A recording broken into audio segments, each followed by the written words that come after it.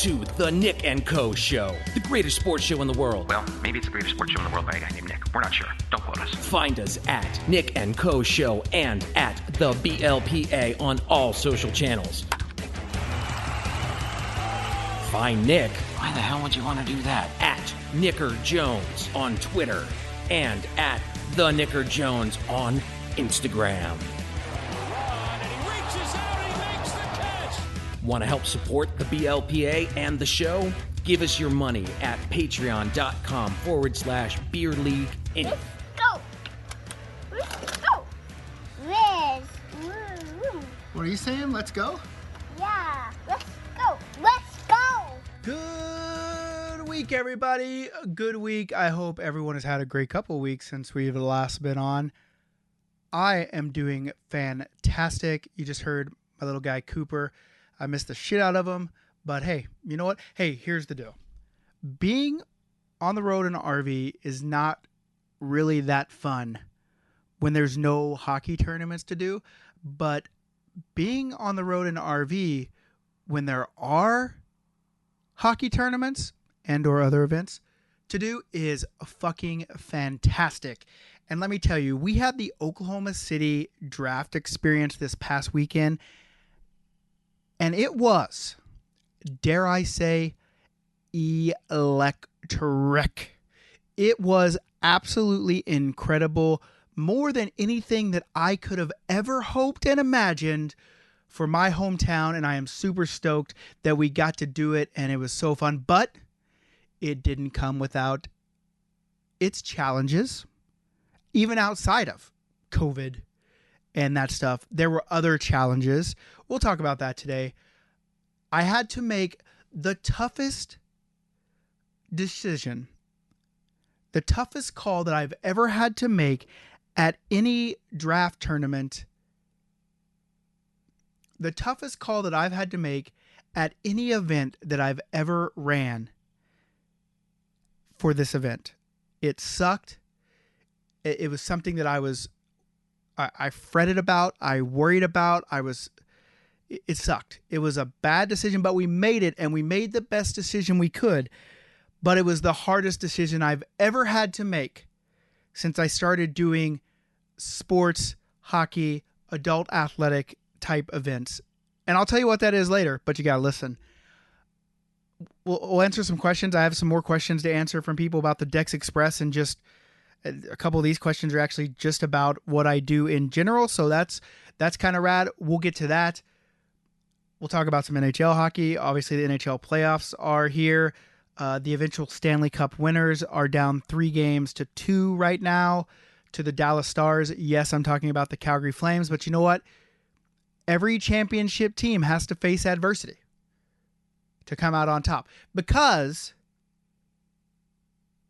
just like the story of Job in the Bible,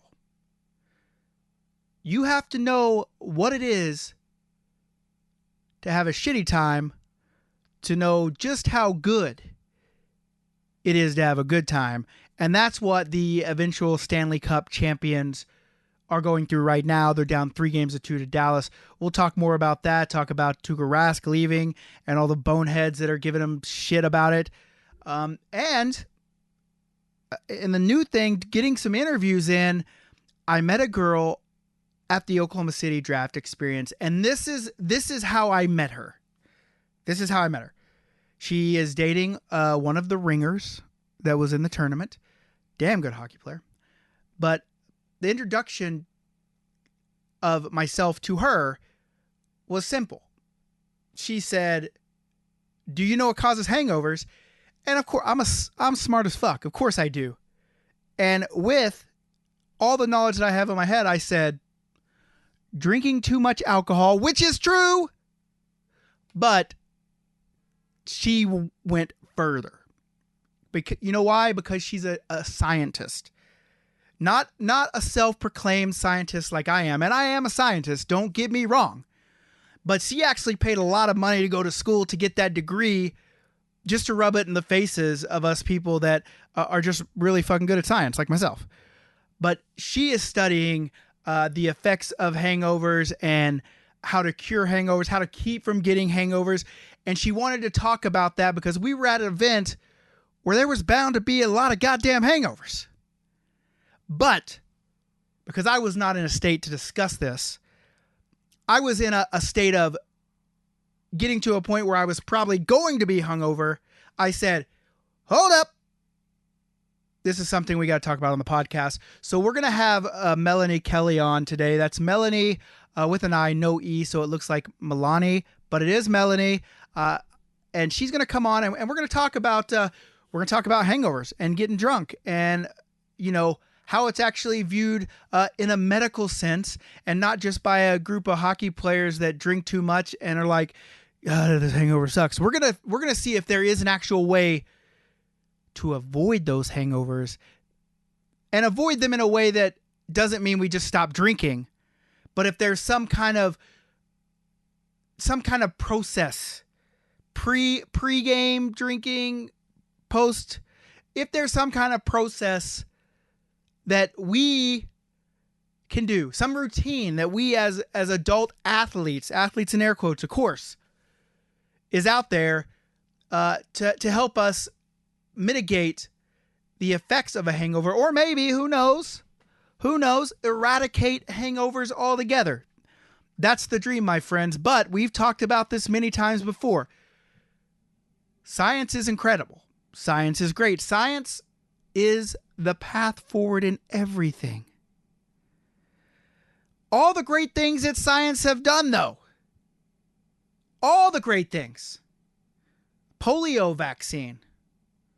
Science got us to the moon. We've cured a lot of things. Measles. Have we cured? Yeah, we cured the measles. Mumps. I thought we did, but Sidney Crosby had them a couple of years ago, and it looked really weird. But we've done a lot of cool things in science, but there are some things science can't do. I can't grow hair on the top of my head right now. Figure it out, science. Figure it the fuck out. But hopefully there's some science that'll help us with hangovers. So we will talk to Melanie today on this episode. And it'll be later on the episode, but I think she's going to give us some good insight. She's pretty funny, and she knows a lot about drinking and science. So A-okay in my book. So let's get to the electric draft tournament of Oklahoma City. And it was incredible. And I said it last episode. Oklahoma is my home. There was one thing I wanted to do when I was able to make the calls on where we're going to do events and how we're going to do them. One of the first places I would go is Oklahoma City, and I did it. We did it. It wasn't all me. There is a team. I know I'm the beautiful, handsome face out in front of things, but I do have a team behind me. I have my business partner, Randy Bishop, who doesn't get much credit, and he deserves a shit ton. He does a lot to make these things happen, and he wasn't even mentioned in our Daily Oklahoma article, but hey, that's okay. Yes, that's right. I was in the paper. Did a story about a local Oklahoman making it good in the hockey scene. But I always want to say Randy Bishop is the man. He supported me as I was coming up. He was a huge beer league talk fan. No free promo, but they're not doing any podcast stuff anyway. He was a big fan when I was doing all that stuff. Beer league talk, the show that I started, the show that I did all the branding for, the show that I created, the show that I had all the ideas for, the show that I did everything for. No one else helped me. Outside of Danny and April showing up for episodes, doing some arts and crafts, making some cool stuff to promote it. The ideas, though, right here. But then it turns out I didn't own it, so I don't have it anymore. But Randy was a listener. He loved what I was doing. He loved the direction, so whenever I left the other place, me and Randy got together and said, we're going to create stuff that's bigger. We're going to create stuff that's better. And we're going to create stuff, by God, that people want to do, and they do. And Oklahoma City was one of those. Basically a sold out event, which is unheard of in Oklahoma. A lot of people just don't support the hockey tournaments there, especially when it's a draft tournament, when it's the first time thing. It's a little more expensive, a little more costly than what they're used to, but they came. And you know how I know? Do you know how I know that it was a great tournament and people loved it? Because 4 people from that tournament that were first timers have signed up for Denver that was only 2 weeks later, and they have to travel to it. So that's how I know that it was a good time. We did the draft in the parking lot. I would say perfect weather if it was maybe 15 degrees cooler and we pulled the throttle back a little bit on the humidity. It was a hot one. But outside of that, I mean, the draft was rad. Now, like I said, not without its challenges. There were a lot of challenges with this tournament. We overcome Oklahoma City being a destination because Oklahoma City does have an incredible hockey market. You just have to get in there and fight. It's like Omaha. No one really thinks that there's a hockey culture in Omaha. But once you go, you will find that it is one of the best hockey cultures. And I don't say this lightly. I do not say this lightly. One of the best hockey cultures in the United States of America. Those people love playing hockey in Omaha, and you'd never know unless you went and checked it out. And that's how I feel about Oklahoma. People just think Oklahoma is just in the middle of nowhere. There can't be any hockey in the middle of nowhere where's their ice. Yeah, well, I've heard it all, but it's not true. A lot of passionate hockey players in Oklahoma, and we proved that this weekend. But here's the biggest thing that challenged us. The biggest thing. China. Yeah, I said it, and I can't do a Trump impersonation, or I would do it. But China screwed us. They hosed us big time. They told us they shipped our jerseys on the Monday before the tournament, which is usually pretty fine. That usually gets our jerseys in town by Wednesday or Thursday, and we're pretty safe. We're pretty safe knowing that our jerseys are going to get there. Well, they didn't send us a tracking number, and I got worried. I got so worried that I had our jersey guy, Bar Down, Tim at Bar Down Creative, Envious Gameware. I had him ship us jerseys that were earmarked for a postponed tournament, and said, let's just have these just in case. And got lucky I did, because the jerseys didn't show up till Friday at around noon to 12:50 to be exact. I went to pick them up. It was one box, and I was like, this box looks pretty small. I should open it, because it was sent to my parents' house, which is about 40 minutes away from Oklahoma City, where the rink is. I went out there. I said I should open it before I drive in, and sure enough, it had 3 sets of jerseys, no socks, no 4th set of jersey, and no information about where these jerseys were. I still don't exactly know where the last set of jersey and the socks are. But what I do know is that it was a good call for us to bring these Pokemon jerseys that we were going to use, for the Cleveland tournament that was postponed. And we're obviously going to have to replace those Pokemon jerseys, but those Pokemon jerseys are incredible. I keep saying the term electric. I'm going to refrain from it, but they are pretty fucking outstanding. If you like Pokemon Go, Pokemon as a kid, whatever. I didn't get into Pokemon until Pokemon Go, but I do love Pokemon. I think they're rad. And then you combine them with, NHL team inspired art. It's incredible. Ben from Calgary, a real BAMF, a badass motherfucker. He gave us permission to use these. We can't sell them. But here's the thing. I'm giving up my own personal set. I had a buddy that lives in Washington who was playing a tournament over the weekend, and he passed out on the bench, ended up having some, I believe it's some brain bleeds, in pretty rough shape. So they started GoFundMe to help with his medical bills, because, God, the best thing about moving to Canada is I don't have to worry about goddamn medical bills. Anytime something happens, pay the hospital, pay him. I don't know my buddy's insurance situation, but it doesn't matter. It still costs a lot of freaking money to go to the hospital here in the United States. They started GoFundMe to help him with that, which I support fully. I said, you know what? People love these jerseys. We're not allowed to sell them, but I think I can auction off my own personal set from the tournament to give whatever money's raised through there is going right to my buddy and his GoFundMe to help with his medical bills. You can check them out on eBay. I would just eBay Pokemon inspired hockey jerseys. They're there. The Blastoise Rangers, the Growlithe Coyotes, the Seadra Blues, and what's that last one there? Seadra Blues. I can't even remember the last one. I'm literally looking at them right now. Rangers, Coyotes, Blues. What's the last one? Oh, the Pikachu Lightning ones. That's the one. So those are all up on eBay. Go check them out. Every dollar outside of what I got to pay for eBay fees is going to go straight to my buddy Hedge up in Washington to help him knock these medical bills out. I hope you're healing well as well, too, Hedge. That's tough. Get better, buddy. We got a lot of hockey to play, my man. We got a lot of freaking hockey to play. So get better, and we'll do that hockey. So, and even missing the jerseys and having to use the Pokemon jerseys. I mean, obviously they're not going to be too mad because everyone loves the Pokemon jerseys, whether you're into Pokemon or not. Now, during the party, the event, I said, all right, who's a Pokemon fan? And only a couple people raised their hand. I think people were embarrassed. There's nothing to be embarrassed about.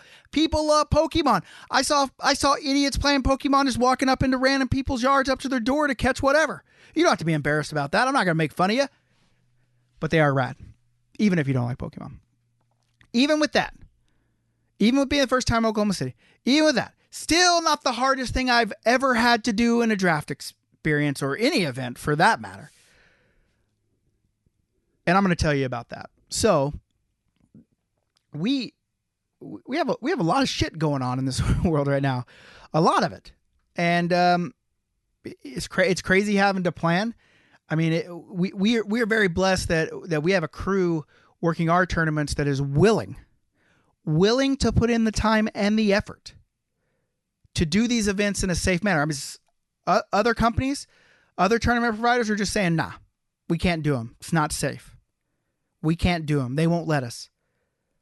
Maybe some of them won't let us. The people that we've talked to, that we've been working with rinks and health departments, have been fully on board, and we've been very diligent about what we're doing to make these events happen. And I thank everyone that's involved in these events. I'm not even talking about my business partner, Randy. I'm not talking about my buddies, Kyle, Peck, Dan, Alyssa, Carlo, those guys that chip in and help make these things possible. The players, anyone involved, thank you very much. I mean, it is a blessing that we're able to do these, and the fact that we have a crew that's willing to put in that time and put in that effort to give people an opportunity to play hockey, even though it's not ideal. It's not what we want to do. We all want to be in the bars, hanging all over each other, having fun, loving each other, loving life, loving hockey, loving sport. That's what we want to do, and I get that. But sometimes you have to make concessions, and that's what we've done. And I think we've done it pretty well. I mean, not patting myself on the back, but let's pat myself on the back.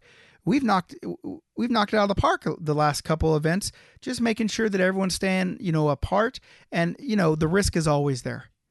And you can't take it away, but you can do a lot of things to mitigate it and try to be safe. And who knows, we might have someone get sick. I might get sick, but if that happens, we'll know that we did everything we could. We worked with every governing body that we could. We worked with every rink that we could. We worked with all the players that we could to try to make this thing as safe as we possibly could, to get people on the ice and playing hockey and doing something that's sort of normal. That's what we've done. And you know what? I don't look down on people that aren't doing that, because that's a personal choice. I've dealt with a lot of anxiety doing it myself, and not only my personal health and well-being and my family and all that stuff, but everyone involved I care about and I worry about. But there are people out there that will talk down to you for still trying to do it. And they'll put you down for trying to make these events happen. And a lot of it is because they don't want to put in that work. They don't want to put in that time. Or maybe they can't get to places to run tournaments. They literally can't travel to places. But they're not going to say that. They're just going to try to run down other people that are doing it. And I think that's bogus. I think that's bullshit. I mean, we're all adults and we all have choices to make. And I've never been one that subscribes to the notion that you should have regrets. Everybody makes mistakes in this life. You shouldn't regret them. You made the decision based on whatever knowledge of the situation that you had going into it. You made that decision and you trusted yourself, and you always should trust yourself. but know that you're going to fail sometimes. You're going to make bad decisions.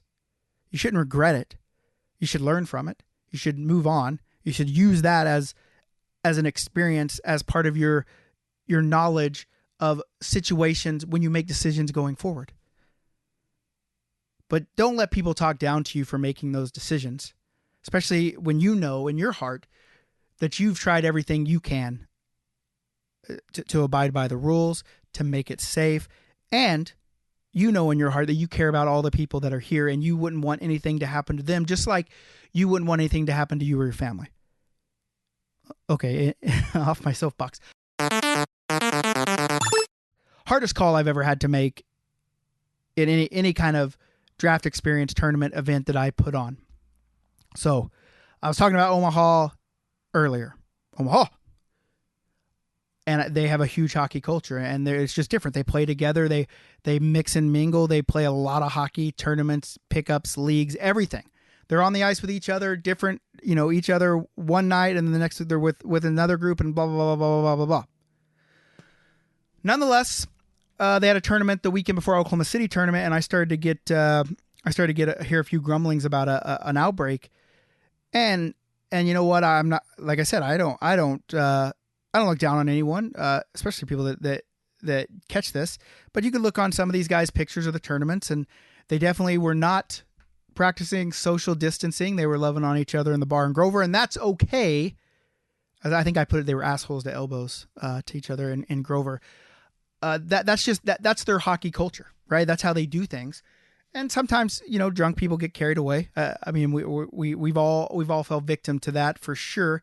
But I just started getting some reports that there was an outbreak of COVID in the adult hockey tournament the previous weekend. So I started making a few calls. I started looking up some things, and I did see that there were 4 people that were coming from Omaha, Nebraska, that I know are pretty big in the hockey scene there. And so, I got with my crew and said, hey, here's the situation. What should we do? And we made the call, but before I even made the call to Omaha and said, hey, here's what we're going to do. We're going to ask these players nicely, tell them nicely, I guess, to not come to Oklahoma City. We don't know if they're sick. We don't know if they've gotten sick. We don't know if they were exposed to any of the people that were exposed, but to be safe, because that's our number one goal. To be safe, we were going to ask them not to come. And so I called my boy and we had a chat, and I said, hey, tell me what's going on. And he just, he reiterated basically the same thing I said. This is what's happening. There's been a pretty big outbreak. He wasn't feeling sick yet. He wasn't exhibiting any symptoms. Neither were any of the 3 that were supposed to come. And I just said, hey, like, do you really think that you should? Like, do you really think that this is the way forward in this? Take everything off the table. Let's say you didn't pay for the tournament. You haven't paid for accommodations. You haven't done anything. Would you come? He said no. And I said, I feel the same way, buddy. And as much as I want to see you, I miss you. I haven't seen you since Omaha. Running joke is I borrowed a puck bag for his team with pucks in it for Omaha and then never gave it back. It got accidentally put on a vehicle to Denver. And so, as much as I want to give you your puck bag back, I think that's probably the best decision. And I understand that there's going to be 4 people that are upset coming from Omaha, but while I worry about those 4 people, I also worry about the other 50 people that are about to play hockey and don't want to be put in that situation of, hey, maybe these guys were exposed, maybe they weren't. I told him I'll do whatever it takes to make it right for you guys. If that's your only concern, let's not worry about that concern. Let's worry about doing the right thing, being safe, so we can all play hockey in a safe, fun manner. Super grateful, super appreciative. He actually said, I hope you were going to make that call. I hope you were going to call us, Nick, and make that call, because obviously we were worried about it, and he was super stoked. It's a small business, so he was super grateful that I made the call. I didn't just email him and say, hey, don't come. I called, I talked him through it and just kind of gave us our thoughts and our decision. And he was super supportive of it, which is really awesome. And you know what? The hockey community in general is pretty super supportive about those kind of things. I mean, we've had to postpone some other tournaments, Cleveland, and 90% of the players said, keep my fees. I'm ready to play whenever you are. And that's a testament to the group that we have coming out to these tournaments. But I mean, this was the hardest decision. Like, it's a tough decision, right? Because you don't know, like, what if they went and got tested negative? Would we still allow them to come? I was on the fence of no, not really. Cause what if it's a false negative? You know, there's so many moving parts, and it was very hard because these are my friends. They're not just people that come and pay to play in tournaments that I host. No one that comes to my events they're my friends. I care about. I don't say family. Any company that says family to get you to do business with them is pulling something over, right? All right. So any kind of family is nothing. They're my friends. I care about them. I want to see them. I want to hang out with them. I want to play hockey with them. I love them. But we had to come to this decision that, hey, as much as we all want that, we want everyone to be safe. And so that was the hardest decision I've had to make so far. And there's probably going to be a lot more harder decision, or a lot more hard decisions that come in you know, this DEX Express and even as we move forward as a company and doing events. But I'm glad we made it, and I'm glad they were understanding. And here's the good news. He tested negative, and he's positive that he's coming to the next draft experience in Denver. So I'm super glad it worked out for him, and we're going to continue to do all those things that we've been doing. We have a plan of how we run our draft experience party event get together, and we give everyone masks. We keep them separated, tell them to stay 6 feet apart. We usually had never provided food, but I thought, you know what, instead of people buying food and sharing it, let's just buy them all a pizza. People love it. People love free pizza. I mean, people love free beer for sure. Number one, free beer is probably the best thing anyone could ever say, but right up there is free pizza. And so we've been doing that, and it's been working out pretty well for us. That's our second, Colorado Springs, Oklahoma City, third if you count Omaha. Next weekend is Denver, and then Buffalo. Unfortunately, no one could give me a straight answer at the rink. Nobody could give me a straight answer at the rink whether they could do it. I mean, there's rinks doing stuff, and when I brought that up, and the answer was, well, if they can do it, we should be able to too. But that wasn't we're doing it. So we had to make the call to just push that one off, a little bit, see if we can get New York back. I mean, New York's doing great in terms of the virus. But they're doing great for a reason, because they're being heavy-handed about things, and I respect that a lot. And hopefully we can get back to hockey in New York soon. Then we go from Denver, a couple weeks. We got Nashville. Nashville's almost full. Then we go to Cincinnati, more Pokemon jerseys, and then we go to Charleston, South Carolina, and that jersey, the theme is pretty rad. DEX Filet is first up, and then we got Austin, and I'm almost finished. I had the idea percolating in my head, and I was going to do college football theme, but I did not. And maybe I'll regret it, but we don't do regrets, so I will not regret it, because I made an informed decision based on things that were around me and things that I thought would work best, that we're not going to do college football, but I'm going to save it because I do have a good one in my head for that one. So then we have Austin, and then we have to make up Cleveland, Boston, and now Buffalo. And lots of people are talking, about other places we should do tournaments, and I'm super on board. I really am. Sorry, I messed up my microphone here, so I'm just fixing my microphone, so you're gonna hear some weird stuff. Sorry about that. All right, lots of new places ready to be on board. We got to get Salt Lake City back going. Milwaukee was another one that's kind of been to the tossed to the wayside, just because they haven't been responsive. They're trying to get their things under control too. So super stoked about how everything's going. I'm in talks about doing our first softball event. That's going to be incredible. I have a golf event planned, and I actually had it locked down until COVID hit, and now we're a little unsure about it. But these events are coming, boys. My plan is to do a shit ton, or the official measurement is a metric fuck ton of events. So that's basically what's going on in my life. I guess we can answer a question. Okay, that's what's going on in my tournament life.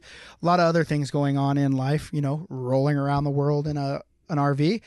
Pretty rad RV, if I must say so myself. It's pretty comfortable, but like I said, it's not the most fun when there's not much stuff to do, when there's no BLPA or tournament company events to get to. So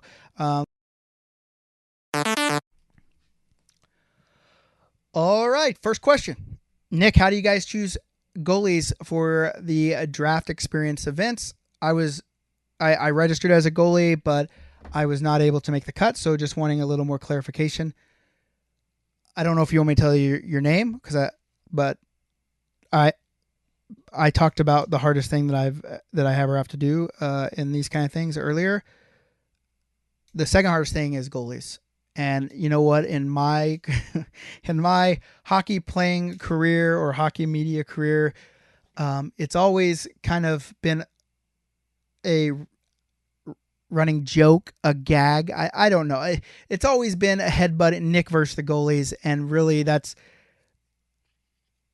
not. It's everything is not as it seems when it comes to that. I love goalies. I respect goalies. Playing goalie is hard as shit. I've done it. It's not only is it physically hard, but it's mentally hard as well, because everyone loves you when you're doing good, but nobody even wants to look at you when you're doing bad, which usually goalies on my team, that's a lot of the time. But I love goalies anyway. I'm just joking. It's not goalies on my team. How do we choose goalies? Well, really simple. One thing that's hard is we have to take payment for everyone to register for the tournament, so that way we know that they're in. And that includes goalies. And we do keep goalie registration open even after the number of goalies from the number of goalies that would cover the number of teams in the tournament. And the reason why is because there's a lot of different skill levels in goalies, just like there's a lot of different skill levels in players. And at our tournaments, the goalie positions are the most sought after, because there's usually only 4, 6, or 8 of those positions, depending on how many teams we have. So those ones would fill up rather quick. And then when you talk about 4, 6, or 8 teams, you're talking about 52, 80, or 8 teams is so many. What is it? 8 teams. 8 times 12 is 80, 96, plus another 16 is 110, 8 goalies. So then you're talking about 102 players. There's a lot of skill level in players, but when there's 102 or 80 or 52, like you can get away with having a round that maybe a guy is out of place in, lower or even better. But when you're talking about goalies, if you have a goalie that is way better than every goalie or way less experienced, you can't hide them. you just can't hide them. And so, like, if you have a goalie that's way better and he runs shutouts every game, shout out to Big Dad Kyle Thornton, who in a Columbus tournament had 3 shutouts on the first day, but then shit the bed on Championship Sunday, which is his MO. But if you have a goalie that's way better, it's just not fun for the rest of the teams, right? And if you have a goalie that's maybe way beginner and doesn't stop many pucks, that's a really bad experience for their team. Now, if you have 4 goalies that aren't as experienced and they let in a lot of pucks, players love that because they light up the stat sheet, and that's fine as long as all 4 are the same caliber. But if you have a goalie that might have a 15 goals against average and the rest of the other 3 goalies are between 5 and 6, one team's having a pretty tough time. And so we really have to keep our eye towards making you basically nailing or missing the goalie round can make or break a tournament for me as the person running it. I mean, they're still going to be fun, and I know that we talk about I know that we talk about it doesn't matter win or lose, but we do want competitive games, because if I lose 5 games by 1 or 2 goals, I know I had a chance. If I lose 5 games by 12 goals, then I wouldn't, I guess I would think this because I'm a competitive guy, but what would be the point, right? Like, you're just out there, you're you're just out there going through the motions, and that's definitely what we don't want. So the process that we use to get goalies is we tend to open up goalie registration and let it run until about a month before the tournament, and then we can start paring down and asking goalies their skill level and getting that fill, and then make our calls, which we just had to do for Nashville, and that's probably why this question came up. And like I said, it sucks. It sucks telling someone, hey, sorry, you can't play for whatever reason. It's not your skill. It's not your personality. It's not you. It's just the nature of the beast. And I know you're going to say, oh, but you just said it was skill. These tournaments are open to everyone. I don't care if you just started playing or if you've been playing your whole life and you played in the NHL. But goalies, if you just started playing goalie, we have to have 3 other goalies that had just started playing too, because that's the only way that's fair for the other teams. And so that's our process. It's hard. It's definitely not scientifically perfect, that's for sure. And I struggle with that constantly picking goalies and having my friends that come and play goalie, and then knowing that we need to have other goalies in. So like I'm constantly in the battle with that, and so I'm trying to always get new goalies into the thing. I love goalies that can play out as well, because then you can say, okay, would you play out so you can have the experience? And a lot of goalies will say, hell yeah, I just want to be a part of the experience, which is awesome. But some goalies just don't ever play out, and I get that. So that's that question. I hope it answers it. Hey, I'm an open book, guys. You ask me questions, I'm going to give you the answers and my process. And I'm not saying my process is right. I'm not saying my process is wrong. I'm saying this is the process that I use, and I'm always open to suggestions on improving my process, but this is what I have that works for me now. So, all right, next question. Let's find it here. Next question. All right, the next question is a Twitter question from, you would think, sorry, my phone locked, so I have to, here we go. My next question is from a guy on Twitter named McDavid Dry. So, okay. So he's an Oilers fan. I don't know. He's not. Okay, good. He's not trolling me because I'm a Flames fan. His question says, how did you get into hockey? You have the coolest job ever. How can I do it? Okay. Well, I guess we could go on questions that I'm asked on the regular. I mean, this is probably one of my probably top 2 questions. Top 3. How many Eagle gloves do you have is 1. Why are you such an idiot is 2. And then this one, which is how do I get into hockey? And hey, listen, I'm going to give you the easiest thing to do. How you want to you want to work in hockey? I think I've said this before. I think I remember watching Sister Act 2. I think that was one. And Whoopi Goldberg's up there, and I believe it was Lauryn Hill singing. And said, if you wake up in the morning and the only thing you can think about is singing, or if you go to sleep at night and the last thing you think about before you go to sleep is singing, then you're a singer. That's just all there is to it. I wake up every morning wanting to do cool hockey things, cool sports things. And the last thing that I can remember every night before I go to bed is wanting to do cool hockey things. So I do cool hockey things. The number one suggestion that I can make if you want to work in hockey is to dream and dream big. Don't let people tell you that your ideas are stupid. Don't let them tell you can't do anything, because that's the shit part about this world. There are a lot of people out there that will tell you can't do something just because they can't do it themselves. And there's a lot of things in this world that I cannot do. There's a lot of things. And I just won't do them, but I can't do them. I'm not an organized guy. I can't be organized. My desk is always a mess, and that's just the way it is. But if you have a dream and it's something that you want to do and something you're passionate about and something that doesn't turn off in your mind, go do it. Doesn't matter if it's hockey, doesn't matter if it's baseball, doesn't matter if it's computers. If it's inside of you, if that's if that's what eats at you, if that's what's talking to you every day, then go do it.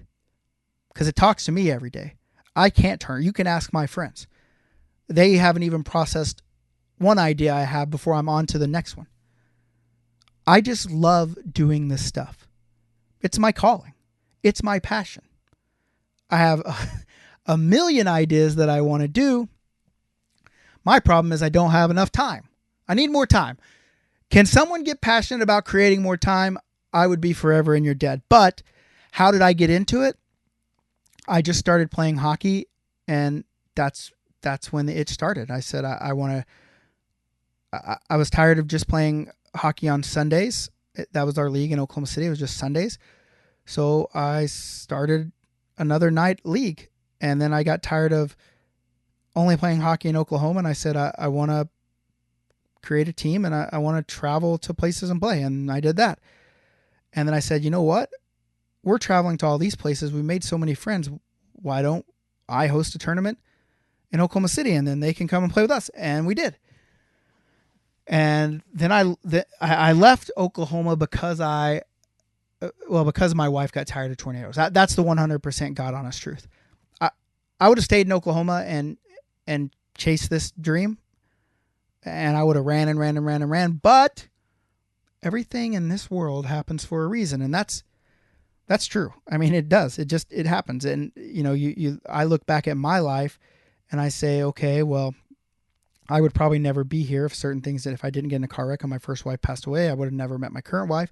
My current wife's the one that introduced me to hockey, and then also moved us to Calgary, and where I got more into it, and now I'm here. So there's a line of things that happen that cause other things to happen, and whether or not you want to believe in fate or destiny, I do. You don't have to, but I do. And I think everything happens for a reason. And if you're given the passion to do something, or the gift or the curse, and sometimes, like, it's always a curse to me that my mind won't turn off and quit spitting out ideas when it's 3:30 in the morning and I have to be up at 7. It's a curse. The rest of the time it's a gift. If you're given that, it was given to you for a reason. So don't you think you owe it to yourself? Because a lot of people aren't given that. If you're given it, don't you think you owe it to yourself and to whatever gave it to you, why ever it was given to you? Don't you owe it to that, to chase it? So anyway, so my wife moved us to Calgary because she got tired of tornadoes, and she thought maybe the job prospects for her would be better. I was in oil and gas, but I knew that moving to Calgary would open up some doors for me to continue chasing this passion that I have. And it did. I mean, I worked full time in hockey for a different company for 7 years. And you know what? Things happen for a reason. It didn't work out. It didn't work out. Why? Because there was other things that I wanted to pursue and do, and we didn't see eye to eye on a number of things. So we split ways, and guess what? They're doing their thing. I'm doing my thing. And I owe it to myself to continue chasing what I started. And so how I got in, I mean, that's pretty much how I got it. I started playing hockey. That was the start of it. And then I caught the bug, and my mind wouldn't stop. Right. So how do you get in it? Just get in it. You want help? You have ideas? You need some direction? You obviously know where to contact me, and I'm always here to help. So you shoot me a message if you want help on a direction. I'm there for you. Again, I'm not perfect. I only am able to make my decisions based on what's going on around me and how I perceive things, and that's not the end all be all way to live your life. But I think hockey's given me so much, and sports have given me so much, being able to earn a living doing it. I think that I for sure owe it to sports, to whomever allowed me to be able to do this, to help other people. So if you need some help, I'm in. All right. So just so you guys know, it's like midnight on the RV. We're getting ready to have what if we had a cool segment where it was like DEX Express DEX Express after dark. And there was cameras all over the RV. And you just got to see what I do after midnight, which is basically play on the computer in my underwear and think of cool things to do. What a riveting show. Let's get to the interview. Next up, we've got Melanie Kelly. All right, guys, as promised, I brought on a hangover doctor. We met at the Oklahoma City draft experience. Melanie Kelly. Melanie, how are you doing? I'm doing great. Great. All right. Let me read through your credentials just so people know that you're not just a self-proclaimed scientist like myself. You are, in fact, a scientist that went to school and paid to become a scientist and learn. So you have a bachelor's of science that you got from Eastern Washington University, a master of science from West Texas A&M, and right now you're finishing up your doctor of philosophy. You're not a doctor yet. How much longer do you have? Well, depending on all the COVID stuff, a year. If COVID shuts down the university, I'll probably be done in December. Do you want it's up in the air. Do you want me just to start calling you a doctor now, or should I wait till you're actually credentialed? I don't want it to be jinx, so let's just hold off.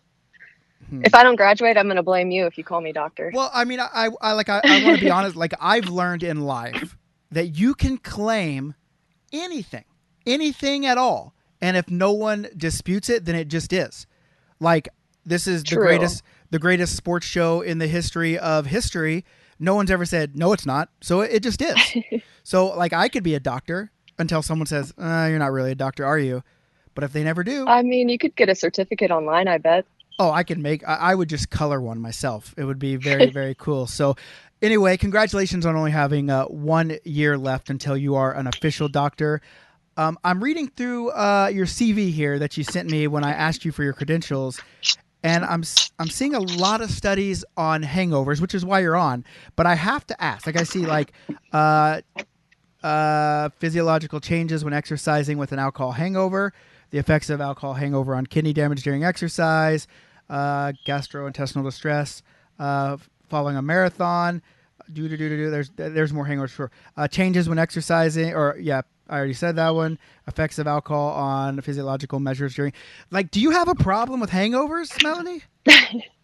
I personally do get terrible hangovers, but from working in the clinical world, you see athletes come in and they want to practice hungover, and they think that the big myth of heat illness or heat stroke is going to increase, exertional heat stroke specifically, because of dehydration. But realistically, it has a lot more to do with some of those words you said, the gastrointestinal and the inflammatory pathway, all that stuff. So I'm really interested in the gut.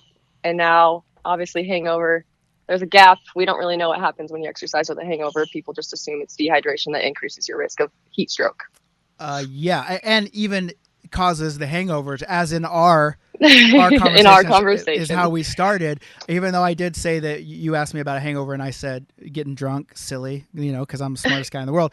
But I really said, well, the dehydration causes the hangover, and you said, not so fast. Do you want to hear that? And I said, well, I'm a little too drunk to hear that now, but I do want to hear about it, and that's why I brought you on. So first off, let's talk about hangovers, why they happen, and what you have found through your studies on how they affect the body.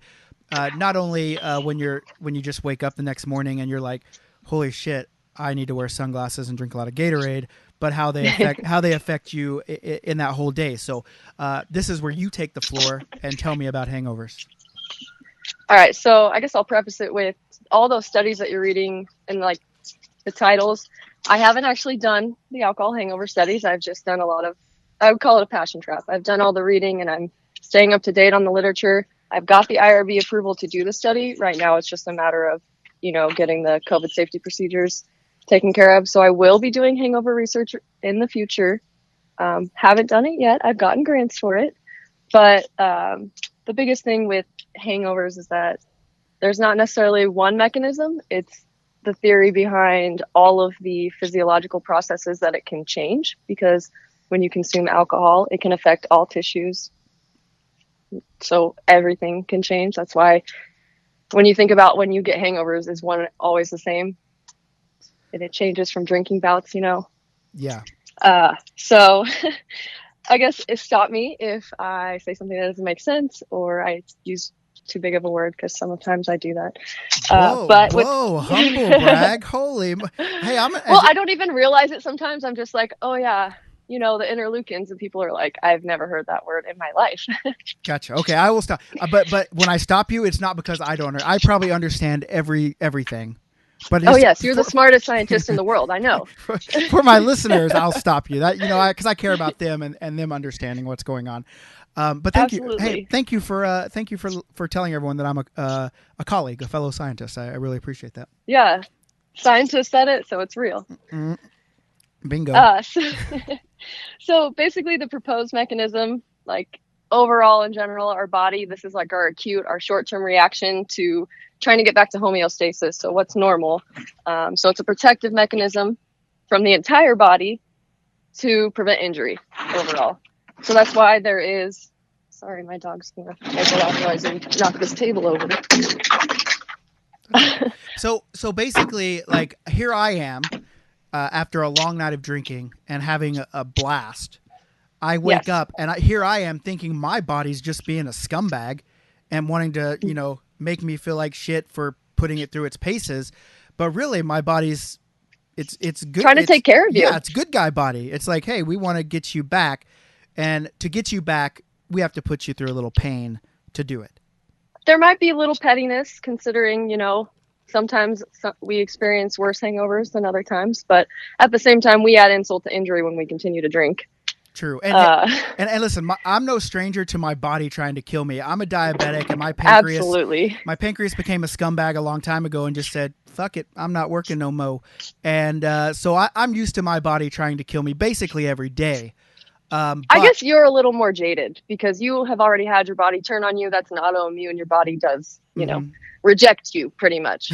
Even though it should recognize you as itself, it's not doing that. And clearly you've had issues. Yeah. Piece of shit body. So I guess I should also preface this with what I'm referring to is more so in the healthy people is where it's probably even worse in people that maybe have diabetes or any other condition. They might experience symptoms to a worse extent. Well, I'll tell you what, like, even after I became diabetic, because I became diabetic pretty young, in my 20s, I could wake up and just go play ball tournaments, do whatever. I never felt sick.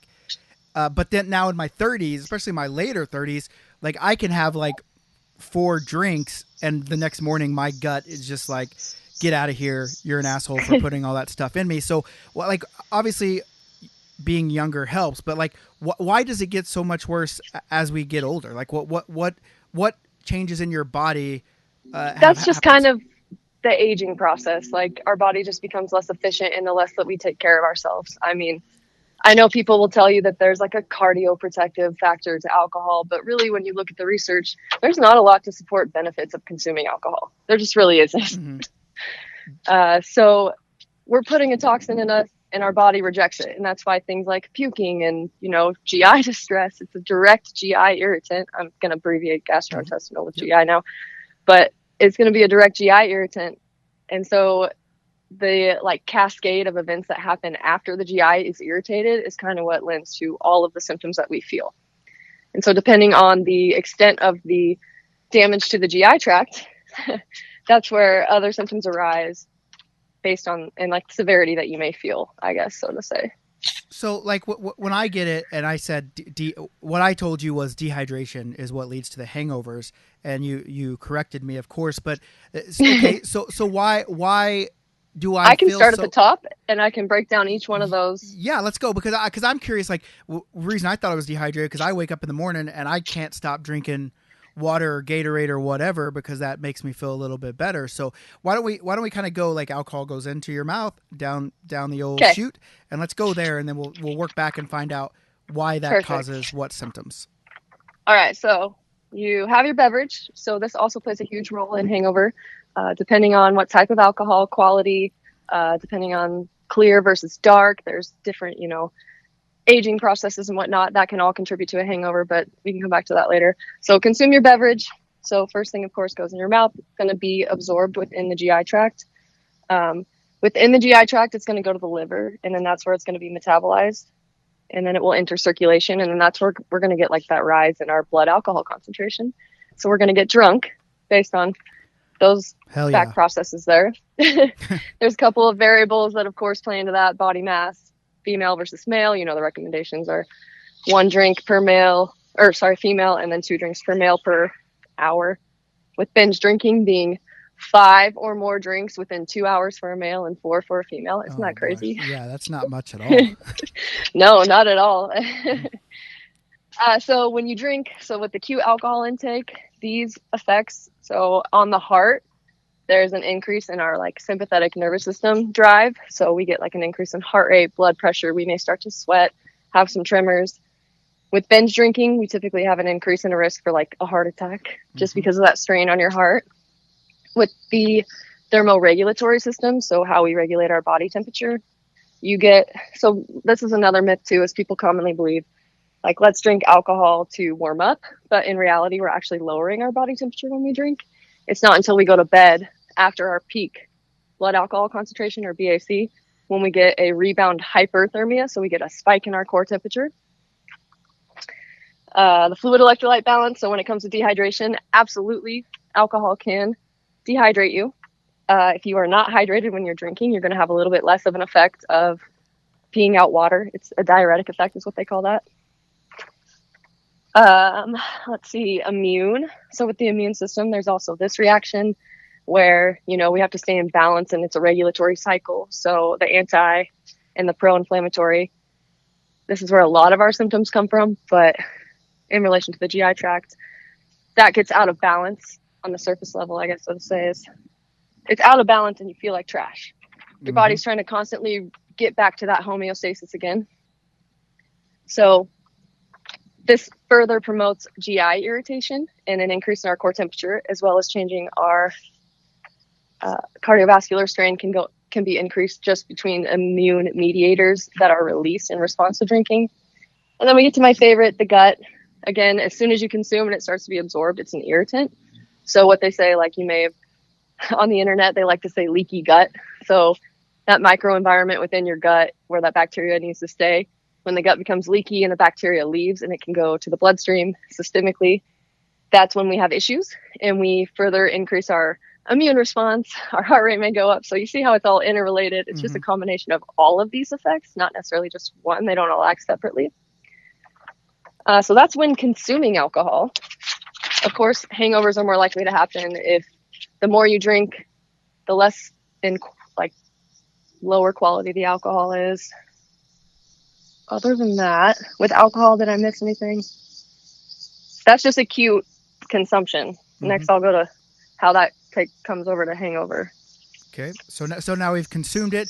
It's been in our body everywhere. It's gotten our blood alcohol. It's up, and now we're done drinking. We've turned it in for the night. Yes. So your BAC is going to start to drop. As your BAC starts to drop, that diuretic effect pretty much is going to be gone. So we're not going to be peeing a lot anymore. Our body's trying to conserve our water. Because when we also lose water, we're going to have an electrolyte imbalance. So we get an increase in those electrolytes and then a decrease in the water content. So the next morning so number one, of course, being everyone just assumes automatically dehydration and electrolyte imbalance is why we get hangovers. However, with that, when you think about it, you consume water or Gatorade, it doesn't cure your hangover. If it were that simple, that would be the cure. End of discussion. We'd be good. Yep. However, not so much. The symptoms that you typically experience associated with that, though, are going to be like your thirst, weakness, dizziness, and lightheadedness. That's going to be what comes with that, as well as we get into the GI tract.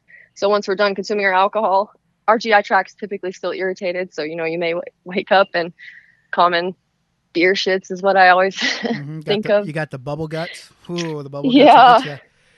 So you get the nausea, vomiting, upper abdominal pain, which may also contribute to further dehydrating you because with greater expulsion from the gut, of course, adds to that. Fluid losses. Metabolically, when we think of that, So with changing in key metabolic processes, for example, our main storage of energy is going to be glycogen. So when you're drinking, especially for you as a diabetic, you may know this, like you can get hypoglycemic, so you get a lowering of the blood glucose. Mm-hmm. That's going to carry over into the morning, but you're also not going to restore that muscle glycogen. So you wake up fatigued, feeling weak. You may, feel shaky, foggy. Mood disturbances come into play into this one because, you're low on energy. That's the main fuel for your brain. Your brain doesn't want to work, so you may feel foggy in the morning. With the immune system, of course, you have that disrupted balance again. So you may experience the symptoms of headache, nausea, diarrhea, fatigue. They all, again, play into each other. And when I mentioned the core temperatures like drop, you get that rebound hyperthermia once your BAC reaches its peak. So at that peak, you then rebound your hyperthermia. So your temperature is going to spike. It's going to disrupt your sleep to the point where you have lowered quality in the number of hours that you sleep. Yep. So, of course, symptoms of fatigue. So all that together, it's all interrelated. And those direct, physiological effects from consuming the alcohol are what's going to contribute to those indirect symptoms that you're feeling the next morning. Of course, it's very individual, and it varies on drinking occasion as well as hangover. So I can't speak for everyone. For sure. But we do know that a good majority of people, if they drink and get drunk, they're going to have some hangover symptoms. Because it's just your body majority, process, right? Absolutely, yes. Yeah. So what causes, like the times when I got really, really drunk, so drunk that I had to pray and say, if I wake up from this in the morning, I'll never drink again, which I was lying to myself because I've drank since then many times. But like, what causes, like, everything's spinning and the only thing that makes it stop spinning is I put one foot on the floor while I'm laying in bed? So that more so has to do with the effect on the cranial nerves, your like vestibular cochlear. So the relationship there, like that can be affected and you get like vertigo. Yep. Related to it. I don't really look into that as much. I just know that it has to do with the cranial nerves. And I guess that would also do the nerves in the face because when I start getting drunk, like my face gets numb. That's how I know. That's how I'm like, you know what? How you're like, oh no, tomorrow's going to be bad. That's where I'm like, okay, you've probably had enough. And not that I'm slurring my words or falling down, but I can just feel like my lips and my cheeks get a little numb. Maybe it's flush, but it to me it feels a little bit numb. And I'm like, all right, you're heading down a path. This is the fork in the road. You can shut it down and be responsible, or you can do some praying tonight, whichever one you want to do. So. Yeah. And I mean, absolutely. So with thinking of alcohol as a drug, it can pass the blood-brain barrier. So those are all subject to being affected. And like I said, all tissues can absorb alcohol. It just is going to depend on the water content within.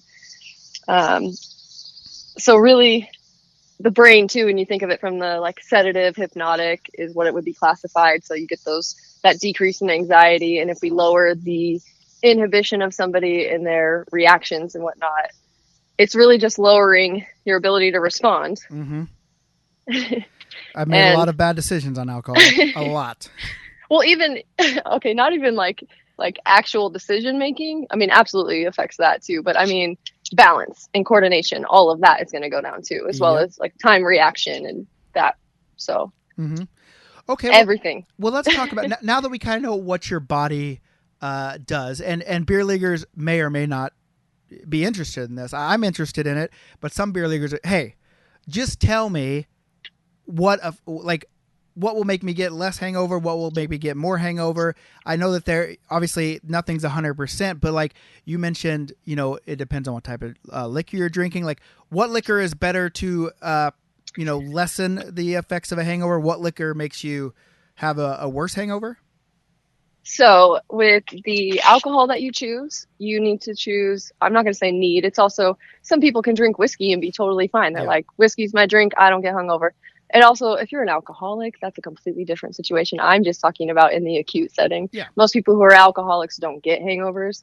But also, if your parents are alcoholics, you are more likely to be hangover susceptible for some reason. I don't know the science behind that. I've just read that in a couple of papers now. Like if your parents are alcoholics and you're not, You're more Yeah. susceptible to having bad hangovers? Yeah. Oh wow, that's weird. It Interesting. is. It's a weird one. I obviously didn't look too far into that, but I've read that in a few different papers now. With alcohol, so they call it congeners. I'm probably saying that wrong. I've heard it pronounced so many different ways at this point, and it's just the additive. So like the clearer the liquor, they say you're less likely to get a hangover. Mm-hmm. Whereas when you get to darker, so like red wine and then whiskey in the aging process that's involved, or any additives that are added, anything that you add is going to increase your risk of hangover. Interesting. It's just So if you want to drink and have the lowest chance of hangover, you want to drink a clear, like a vodka, maybe a little rum. yeah. Clear rum, not brown rum. But let me ask you this: so that's less chance of getting a hangover. Does the clearer the alcohol also produce less severe hangovers, or is there not a correlation between that?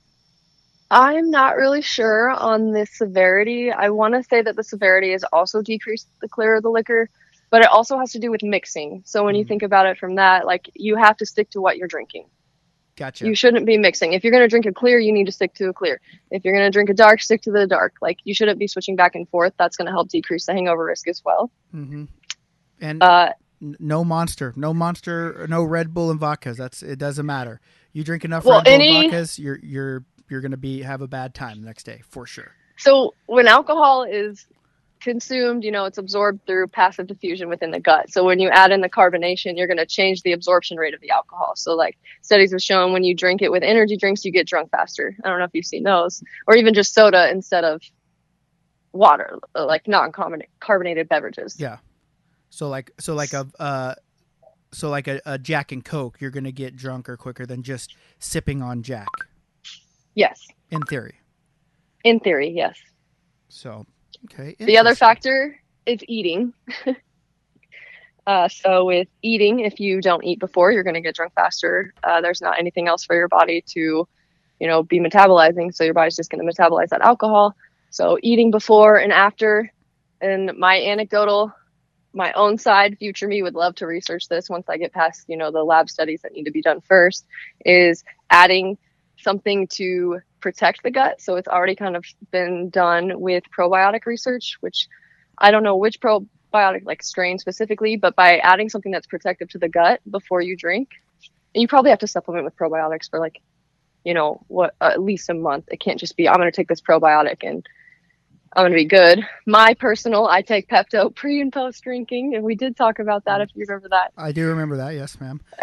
So okay, well, what about like you see, like I know the gas station ones probably isn't a good example, but there are things out there that they say if you drink this before you won't get a hangover. How truthful are those? And if there's any evidence that supports them, like what in those lessons or keeps you from majority of those are pretty much overpriced multivitamins. Gotcha.